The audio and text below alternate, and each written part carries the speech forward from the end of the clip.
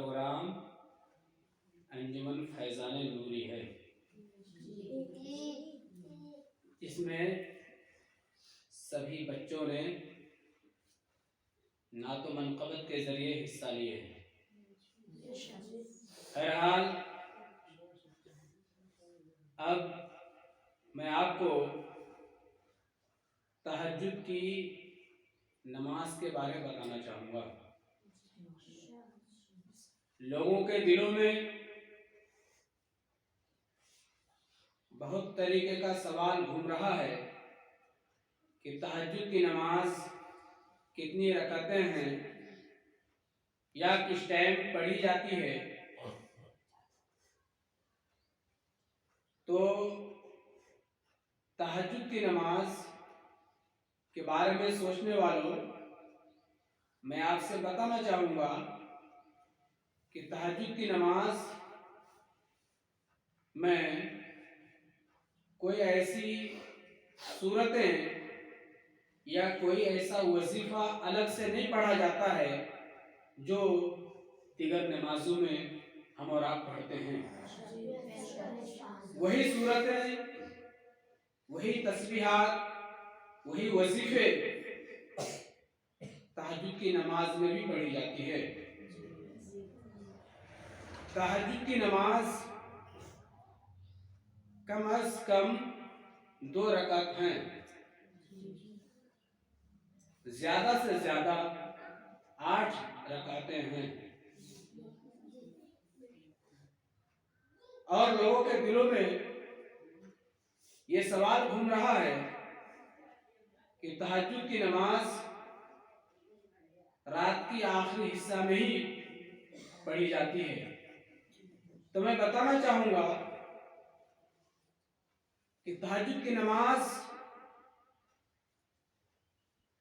का कौन सा टाइम है, किस टाइम पढ़ सकते हैं जो आपको उसका सवाब मिल जाएगा, और किस टाइम पढ़ने से उसकी फजीलत ज्यादा है। आप जब इशा की नमाज पढ़ें, गर्मी के मौसम में 9 बजे पढ़ते हैं और ठंड के मौसम में जल्द ही पढ़ लेते हैं। जैसे ही वक्त शुरू होता है हम और आप नमाज पढ़ लेते हैं। तो इशा की नमाज पढ़ने के बाद जब हम और आप सो जाएं, रात के किसी हिस्से में, यानी रात के पिछले हिस्से के तिहाई हिस्से में अगर हमारी आंख खुलती है, हम बेदार होते हैं, तो ऐसे टाइम तहज्जुद की नमाज पढ़ना सबसे अफजल है। अगर हमको डर है, खौफ है कि हम रात की तिहाई हिस्सा में नहीं उठ पाएंगे तो हमारी तहज्जुद की नमाज छूट जाएगी, तो उससे पहले जब आप इशा की नमाज पढ़ के सोए हैं, उससे पहले जब आपकी आंखें खुल जाए, समझो वही आपके लिए तहज्जुद का वक्त है, वो आपके लिए तहज्जुद का टाइम है। आप तहज्जुद की नमाज पढ़ सकते हैं। और इसमें कुछ बातें ये भी है, कुछ लोग कहते हैं कि हमको नींद ही नहीं आती है। तो मेरे दोस्तों, उसके लिए ये जरूरी नहीं है कि अच्छी तरीके से सो ले। अगर आपको नींद नहीं आती है तो इशा की नमाज पढ़ने के बाद कुछ देर तक घूम ले, या इस तरीके से आराम फरमाए कि आपको लगे कि मेरी थकावट में कुछ कमी महसूस होती है या आपको नींद का गलबा आता है। लिहाजा उसके बाद भी आप तहज्जुद की नमाज पढ़ सकते हैं। यह है कि आपको तहज्जुद की नमाज का सवाब जब आप इशा की नमाज से 1 मिनट बाद या आधा घंटा बाद भी पढ़ लेते हैं, जब भी मिलेगा। और रात के आखिरी हिस्सा में अगर आप तहज्जुद की नमाज पढ़ते हैं, जब भी आपको सवाब मिलेगा।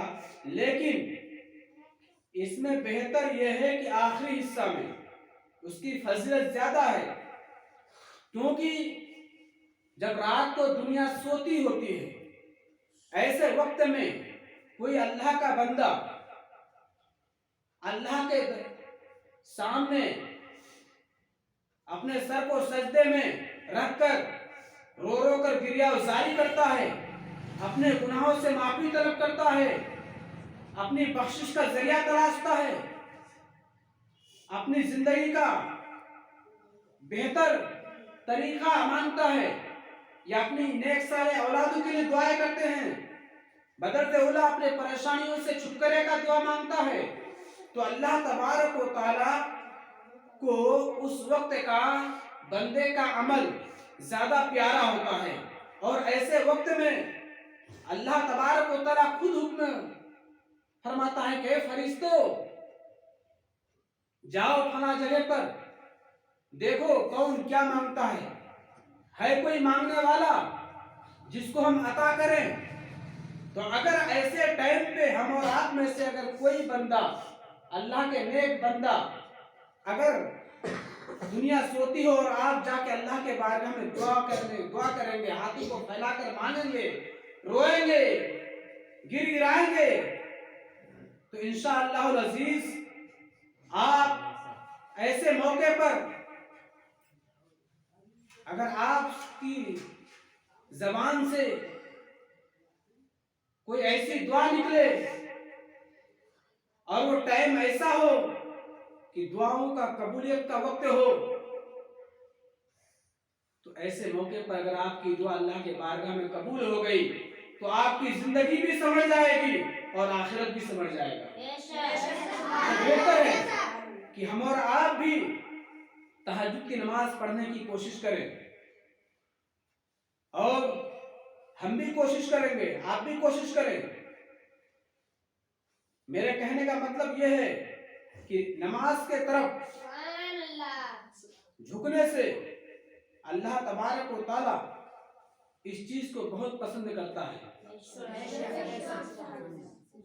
तो मैं अपनी बात को यही खत्म कर रहा हूं, और मेरा जो भी चैनल है मदरसा अहले सुन्नत फैजुल उलूम नूरी के नाम से, इस चैनल को लाइक और सब्सक्राइब करें, और सदकाए जारिया समझ करके इस वीडियो को आगे भी शेयर करें। हो ना हो किसी की एक वीडियो से कोई तहज्जुद की नमाज पढ़ने लगे, आपको भी इसका सवाब मिलेगा और हमें भी आपका सवाब मिलेगा। लिहाजा सदका जारिया समझ करके शेयर करें। अस्सलामु अलैकुम व रहमतुल्लाहि व बरकातहू।